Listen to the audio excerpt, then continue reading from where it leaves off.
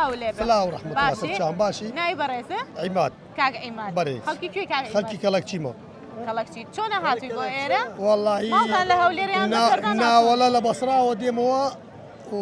ئەو 15 ڕۆژە دەچمەوە ماڵ هاتمە بازار خۆم پیاسە ماڵتان لە بەسڕەیە ناوەڵە ماڵمە لە کەلەکچیە بەس لە ساخترێ لەمە دەی لە شستاق بێ کارەکەتان قورس نییە بەخوای باشە الحەمدلله دەی لە شستاق لەگەڵ ڕەمەزانە چۆنی بەخۆی تاق و لاقین بەتەمای خودێ بەتەمای خودێ بەختێ خودێ ئارێ وەڵڵا بەتەمای خودێ دەی لە شستاق بێ جێی لە قەڵات پێ خۆشە بەخودێ دەرەجەیەکە ماشەڵڵا هەولێر هەموو عێراق خۆشترە کوێ بچی خۆشە هەولێر هەمی جێگە خۆشە وایە دەستە خۆش بێ پرسیارێک عاسیمەی کوردستانە و لە هەموو خۆشترە بەڵێ خۆشتری شارە ئیشەڵڵا خۆش دەبیت دانیشتوانەکەی لە قاری چەند حەز هەمی ئیشەڵا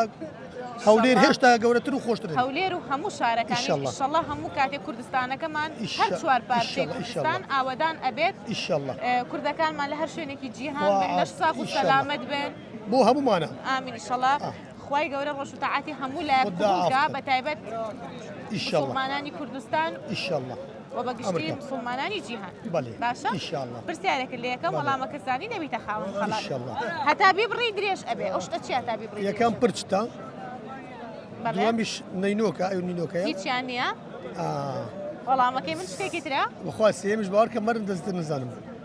چییە هەر دەزیێتر نازانم هیچی تر پێ نازانم ئارێوەڵا هەندی پرچەکە بەلای زوریەوەی نا بەداخەوە نە پرچە نە نینۆکە دوو وەڵامیشە پێوتم من خۆم یەک وەڵام وەرەگرم بەڵام تۆ دوانت پێوتم بەداخەوە هیچیان نەبوو بەڕێز سپاس دەکەم شتێکی خۆشمان بۆ باز ناکەی نە بەخودێ ناتوانم قسە بکەم ئەوە لە تەلەڤیزیۆن ئەیوە نێ لەو کاتەوە قساکەی نازانی بەس مەمنونتم بەڕێزی چاو باشە سپاس دەکەم خۆشحاڵ بووم کاتێکی خۆش لەگەڵ زۆر سپاس